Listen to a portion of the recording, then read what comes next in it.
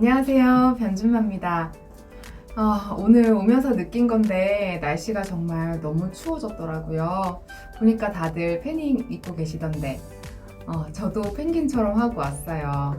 네, 이렇게 추운 날에는 몸도 위축되고 집에만 있고 싶어지는 것 같아요. 네, 그러다 보면 괜히 마음도 좀 처지는 것 같기도 하고 저만 그런가요? 오늘은 이혼 소송에 대한 법률 지식에 대해서 공유를 해드리려고 해요. 저도 이혼 전문 변호사로 일을 하고 있지만 정말 이혼이라는 게 주변에서 많이 일어나는 일이더라고요.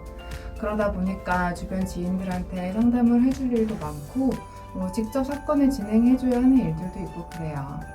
네, 그럴 때면 제가 일하면서 상담 오신 분들한테 알려드리는 이혼을 하는 방법에 대해서 똑같이 설명을 해주고는 있는데요. 오늘은 이혼을 고민하고 계신 분들이라면 꼭 알아야 하는 이혼하는 방법을 알려드릴게요. 우리나라에서 이혼을 하려면 딱 세 가지 방법밖에 없어요. 첫째, 협의이혼, 둘째, 소송이혼, 셋째, 조정이혼. 이렇게 세 가지예요. 이혼을 고민하는 분들이 가장 먼저 떠올리는 게 협의이혼이죠. 사실 저는 제 지인들한테는 협의이혼을 권하지는 않아요. 그리고 만약 제가 이혼을 한다고 해도 저는 협의이혼을 할 생각이 별로 없어요. 협의이혼은 말 그대로 생각하시면 돼요. 협의로 이혼하는 거. 법원에 가시면 협의이혼하기 신청서가 있어요. 두 분이서 이 신청서에 작성을 하시면 되고요. 만약에 미성년자가 있으시면 아이는 누가 키울 건지, 양육비는 어떻게 줄 건지, 면접교섭은 어떻게 할 건지 같이 기재를 하시면 돼요. 그리고 법원에 제출을 하시면 법원에서 확인 기일을 잡아줘요. 말 그대로 확인 기일이에요. 이혼을 하는 거에 대해서 법원에서 확인을 해주겠다는 거예요. 그래서 만약 미성년 자녀가 있으면 숙려 기간을 3개월을 두고 확인 기일을 잡을 거예요. 그 확인 기일은 띄엄띄엄 2번 잡아요. 그러면 총 한 4개월에서 5개월 정도 이렇게 소요가 되는데요. 기일에 참석을 한 후에 이혼 신고까지 하시면 이혼이 되는 거예요. 근데 제가 왜 협의 이혼은 권장하지 않느냐면 이런 것 때문이에요. 일단 이혼에 대한 강제성이 없어요. 협의 절차에서 누가 중재를 해주지는 않아요.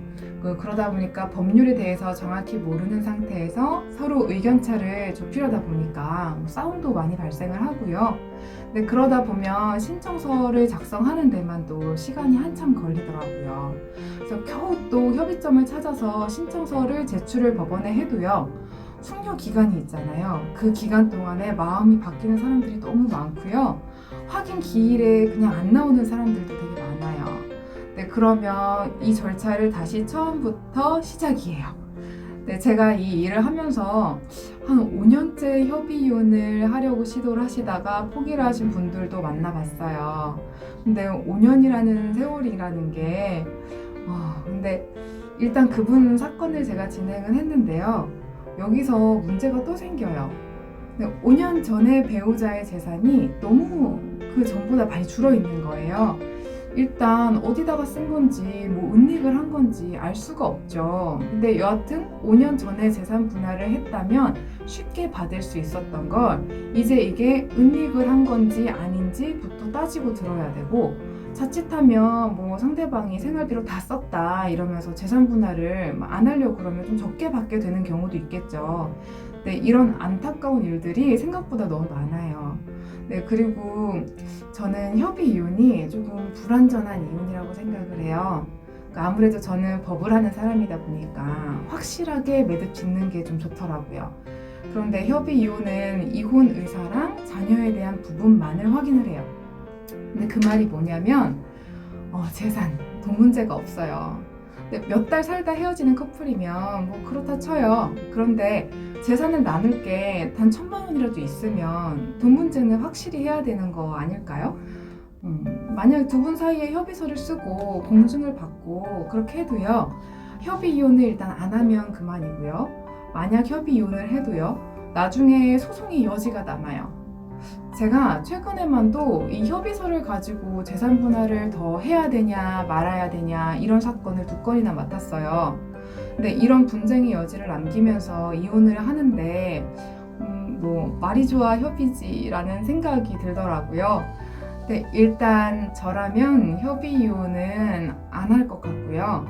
만약 협의 이혼이 그냥 안 좋다기보다는 이거는 제 개인적인 견해라고 생각을 해주시면 좋을 것 같아요. 두 번째로는 소송 이혼이 있어요.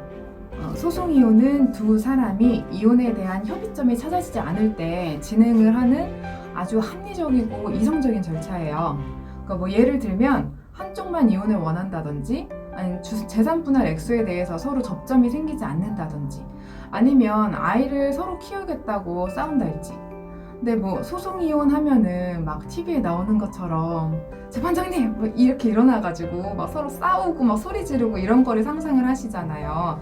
근데 그래서 매번 의뢰인 분들이 진흙탕 싸움이잖아요 이렇게 얘기를 하세요.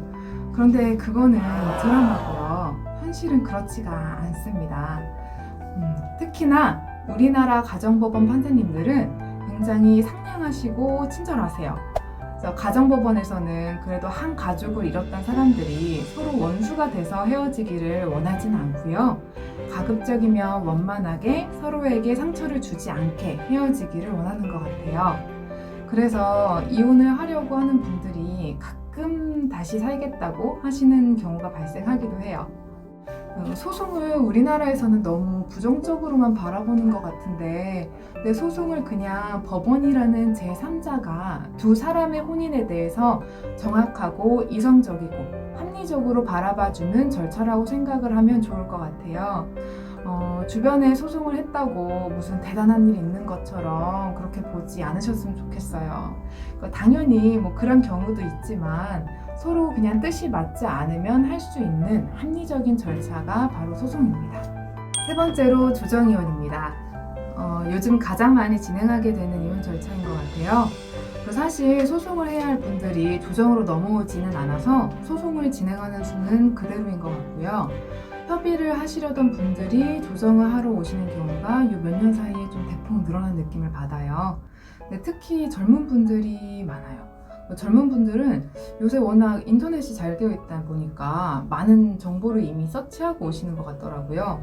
그래서 제가 추천을 하기 전부터 저희 협의는 어느 정도 됐는데 조정하고 싶어요 이렇게 얘기를 하시는 분들도 계세요. 그래서 아마도 최근 셀럽들이 조정 이혼을 주로 진행을 해서 그런 것도 있는 것 같아요. 아마 최근에 제일 유명했던 셀럽 이혼이 송송 커플이었죠. 근데 이분들도 조정 이혼을 했어요. 근데 왜 그럴까? 그럴 만한 이유가 있겠죠. 조정 이혼은 사실상 소송 이혼 중 한 절차를 떼어다가 하는 거라고 생각하시면 편해요.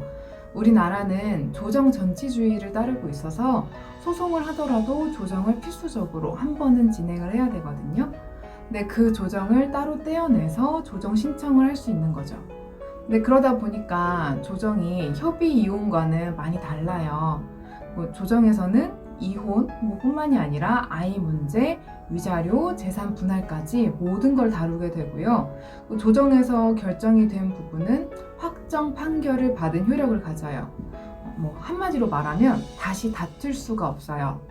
그리고 조정 내용대로 만약에 이행을 하지 않으면 조정 내용대로 강제 집행을 할 수가 있어요. 그러니까 부인이 재산 분할을 1억을 줘야 돼요. 그런데 안 줘요. 그러면 부인 집에 압류하고 경매로 넘기고 이게 된다는 말이에요. 일단 조정 신청을 하신다라고 하면 저희가 협의를 직접 해드리거나 아니면 협의된 내용을 바탕으로 조정 신청서를 작성을 해서 법원에 제출을 해드려요. 그래서 필요한 경우에는 협의서를 작성을 해서 같이 첨부를 하기도 하고요. 그렇게 법원에 제출을 하면 법원에서도 상대방의 의사를 확인하기 위해서 답변서라는 것을 받고요. 조정 기일을 지정을 해주게 돼요. 그래서 조정을 할 때에도 상대방의 재산이나 소득 이런 걸 조회를 해볼 수는 있어요. 그런데 그렇게 하지 않는 거를 법원이 좀 원하는 것 같긴 하더라고요. 근데 여하튼 이게 조정이 서로 협의하에 진행을 하는 거니까 그런 건 좀 자제해라 이런 취지인 것 같고요. 근데 여하튼 그렇게 조정 기일이 되면 대리인하고 같이 법원에 가셔야 돼요. 그러니까 만약에 안 오셔도 진행 자체는 문제는 없어요. 그런데 일단 저는 꼭 같이 가자고 하는 편이고요. 왜냐면 조정은 협의하고는 좀 달라요. 그 조정 날에 어떻게 얘기를 하고 어떻게 적어지고 사인을 했느냐, 이거에 따라서 결과가 완전히 다른 결과가 될 수 있어요. 근데 한번 사인을 하고 조정실 밖을 나왔으면 다시 돌이킬 수가 없어요. 그러니까 협의가 됐다가도 막 그날 당장에 얘기가 달라지고 막 다른 협의를 하게 되는 이런 경우도 발생을 하거든요. 근데 이럴 때의 판단이 무지 중요해요. 근데 조정은 아까 얘기한 것처럼 판결을 받는 것과 같거든요. 하물며 이건 다시 다툴 수도 없는 확정된 판결이에요. 근데 그래서 저는 반드시 당사자분과 함께 가서 설명을 드리고 결과를 내려고 하는 편이에요. 네, 가끔 조정을 두 분이서 진행을 하려고 하는 경우도 있으신데 저는 그 부분도 추천은 드리지 않아요. 말씀드린 것처럼 조정 날에 결정된 사안은 변경을 할 수가 없어요. 그런데 뭐 어떤 내용인지 정확히 파악하지도 못하고 조정을 성립시켜 버리면 나중에 저도 어떻게 도와드릴 방법이 없어요. 근데 제가 실제로 이런 분들도 가끔 만나 봬요. 뭐 조정 때 위원님이 이렇게 하는 게 어떠냐 해서 했는데 그거 생각해보니까 나한테 불리한 거더라. 아니면 뭐 가서 남편한테 좀 이렇게 속아가지고 조정을 했다. 그런데 그렇게 조정을 성립하시고 나면 제가 도와드릴 방법이 마땅치가 않아요. 그래서 반드시 꼭 좀 잘 확인을 하시고 검토 후에 조정을 하셔야 합니다. 그리고 조정을 추천드리는 다른 이유가 있어요. 이혼이라는 게 한 가정을 이룬 남녀가 헤어지는 문제잖아요. 그러니까 뭐 수십 년을 사신 분도 있고 아이가 있으신 분도 있어요. 그런데 이런 헤어짐의 과정을 판결로 정확히 해결하기가 어려울 때가 있어요. 뭐 예를 들면 아이 대학 등록금 소송에서 판결을 받을 수가 없거든요.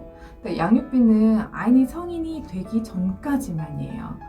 근데 성인이 된 후에 생기는 대학 등록금은 줄 의무가 없는 거죠. 그리고 만약에 아이한테 보험을 들어놨어요. 근데 보험을 계속 유지를 하면서 또 보험료는 상대방이 내줬으면 좋겠어요. 근데 이런 거는 판결로는 할 수가 없어요. 그리고 만약에 부동산을 나누긴 나누는데 한 채는 아들한테 주는 걸로 하고 싶어요. 근데 이런 게 안 돼요. 근데 이렇게 디테일한 게 판결로는 안 돼요. 판결로서는 결정할 수 있는 부분이 한정되어 있어요. 근데 이혼에서 일어나는 일들은 그렇게 단순하지가 않잖아요. 근데 이런 거를 조정에서는 좀 정할 수가 있어요. 아주 융통성 있게. 그래서 이혼 전문 변호사인 저는 조정을 진행하는 걸 아주 긍정적으로 생각을 하고 있습니다. 이렇게 이혼에 대한 절차를 설명을 드렸어요. 제가 제 의뢰인 분들에게 설명을 드린 내용을 거의 그대로 옮겨 담은 것 같아요. 도움이 좀 되셨을까요? 만약 이혼을 결정을 하셨다면 그 이혼을 현명하게 하는 것도 매우 중요해요. 이혼은 꼭 싸움이 아니에요. 그리고 돈 1,000만 원보다 더 중요한 것들도 많은 게 바로 이혼이죠. 다른 민사소송이나 형사소송 이런 거하고는 결이 다르다고 생각을 해요. 나도 지켜야 되지만 나의 아이들 그리고 나의 미래도 지켜야 돼요. 그래서 이기자고만 생각하는 것보다는 조금 더 나은 미래를 꿈꾸는 과정이라고 생각을 하셨으면 해요. 이기는 건 당연히 필요하죠. 근데 이기는 건 변호사의 몫입니다. 여러분은 지금 당장부터 행복해지셔야 돼요. 소송에 목매이지 말고 미래를 생각하시기를 바랍니다.